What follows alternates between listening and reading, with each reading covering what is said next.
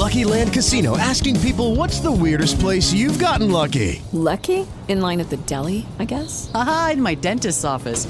More than once, actually. Do I have to say? Yes, you do. In the car before my kids' PTA meeting. Really? Yes. Excuse me, what's the weirdest place you've gotten lucky? I never win and tell. Well, there you have it. You can get lucky anywhere, playing at LuckyLandSlots.com. Play for free right now. Are you feeling lucky? No purchase necessary. Void where prohibited by law. 18 plus. Terms and conditions apply. See website for details.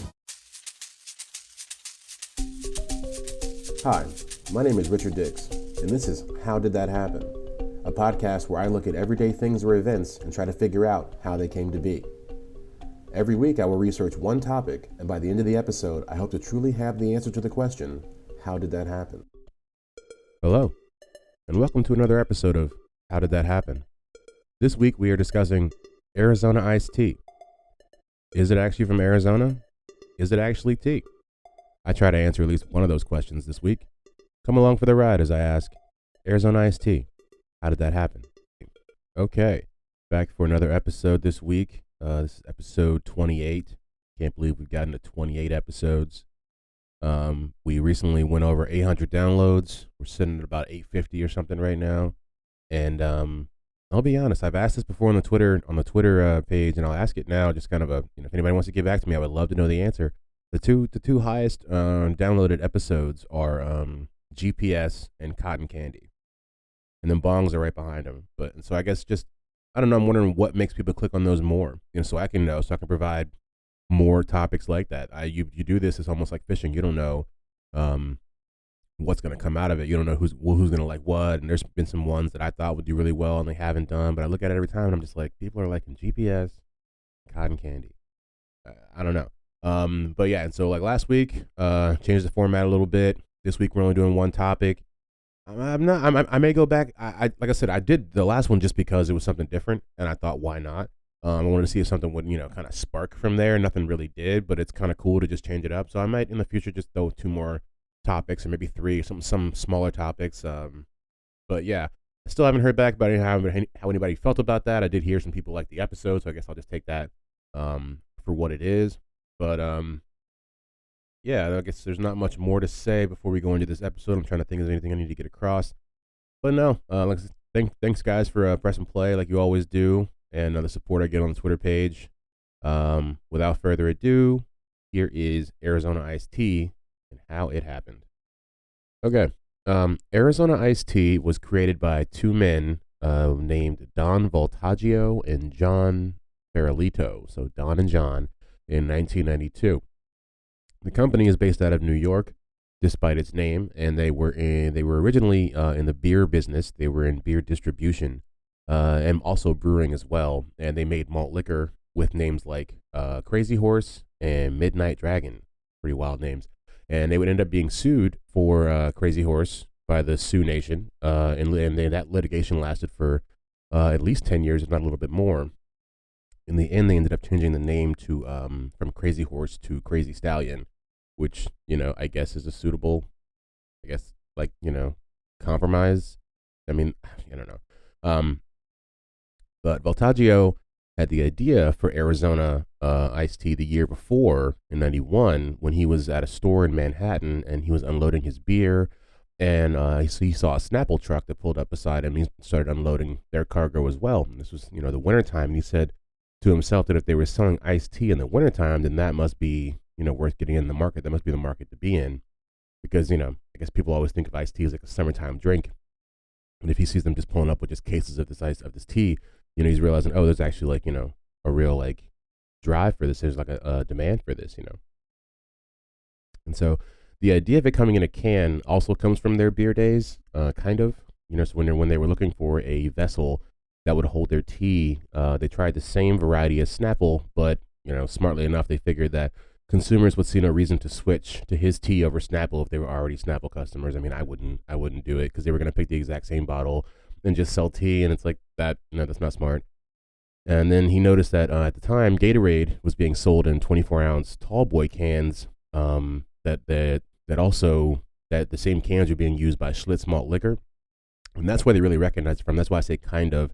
They were kind of inspired by their beer distribution days. It's like the story goes, they were in the store and they were looking around And they were like, oh, like it was in a Gatorade can, but he was like, oh, that's the same tall boy can they use, for the malt liquor companies. That's when they decided to actually just put the tea in cans. We make them stand out a little bit more instead of using the same Snapple variety. And so they decided to sell them for the same price as Snapple, though, which was 99 cents at the time. But for that price, you would get 24 ounces instead of 16 ounces. So you get another 8 ounces of beverage for the same price. And we talked earlier a little bit about the fact that they are named Arizona, but, are based in New York. And they decided on the name Arizona because it conjured an image of dry air and healthy living. So the different colors on the can were mainly there just to stand out on the shelves. If you've ever seen those, which pretty sure everybody has, they are pastel colors, pinks, yellows, greens, and all sorts of different things. The logo was designed by Voltaggio's wife, and the logo was said to resemble a water cooler that the couple had in their house, which had a Southwest motif.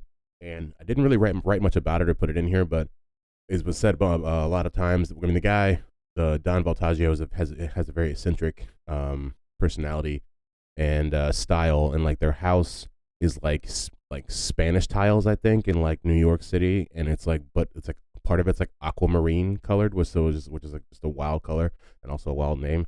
But so they're very different people, I guess is what to say, and they kind of brought that style to their cans.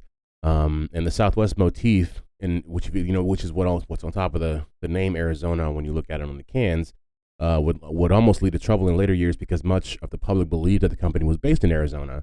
And so when there was there was some issues with like immigration that was going on at the time, and people were almost getting ready to boycott Arizona because they thought this is another company from Arizona, which is not the craziest idea. They had come out and say, we're from New York. And I must admit, I don't know if I thought that they were in Arizona, but at least I thought they were somewhere on the West Coast. I did not know before this podcast that they were actually based in New York. So it would have been like everybody else, but I still would have drank it. I wouldn't have boycotted it for immigration. It's a 99-cent tea. What are you gonna do? Let's see. The first Arizona teas that rolled off the line in '92 were lemon tea and raspberry tea, and they were a hit. And Arizona continued to grow and add flavors throughout the 90s, including their green tea, which is actually their best seller, according to the owner, Don Voltaggio. You notice in most of this, we only reference the Voltaggio. We'll get to it in a little bit. He and his partner had a bit of a falling out. And now, I guess I'll spoiler alert, Voltaggio is the sole owner of the company, but I'll get to it. In 2002, the famous Arnold Palmer came out, and by the 2000s, they were selling more tea than Snapple. Today, Arizona sells more than 1 million cans of Arnold Palmer in a single day. That's wild. To keep the price at 99 cents, the owner says that he has had to thin the cans by 50%, and they even say he has some stock in aluminum producing companies, which I thought, it's pretty crazy to think, but if you're going to really be this invested in keeping things, a certain way, I guess that's one of the ways you do it. And to keep shipping costs down, he makes his drivers drive at night when there's less traffic, which I thought was interesting tactic. I never really thought about it like that, but that's a way you can save money on gas and time and things like that. The two owners, this is where I was talking about when we would get to it. The two owners had a big feud that ended in 2015 with Farolito being paid for his half of the business and leaving. And the amount was confidential, but I read some things that said it could be even in the neighborhood of like $1 billion. Because the company at the time, I think, was valued at like something like $3 to $4 billion, maybe somewhere in there. But that was also a question in their litigation. It was like, he thought the company was valued for more than what it was, so that I guess he can obviously walk away with a bigger check.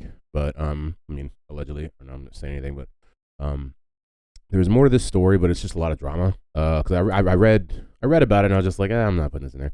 But at one point, Farolito even tried to dissolve the entire business. And we almost lived in a world without Arizona iced tea, and I shudder to think at that being a reality. But it's out there. The story of their legal and dramatic feud. If you're interested, and they mention things like armed men coming to the office for intimidation and other odd things you wouldn't expect from people who sell green tea, but it is 99 cents. So Arizona is sold in all of North America, as well as some parts of Latin America like Colombia, which I did not know that. I really didn't think that Arizona iced tea was anywhere but America, honestly, until I did this, just because it seems like, I mean, it is an American thing, but I didn't realize that they had spread it that far. They're also in European markets like Sweden, Norway, and in the UK. I don't know the prices of all of these, but I did see, I think in Canada, it's $1.29. So the 99-cent thing is really just an American thing, I guess. But so I wonder how they do with the cans. I don't know. But yeah. And that is how Arizona iced tea happened. And now it's time for the roundup. And we're going to round it up. Voltaggio and Farolito are beer distributors who want to get into the iced tea game. They start Arizona Iced Tea in 1992. They use tactics like thinner cans or driving their distribution trucks at night in order to keep the cost down. The company is a hit and continues to grow through the 90s and 2000s. The two owners have a feud in 2015, resulting in one of them, John Farolito, being bought out. Things I didn't know before.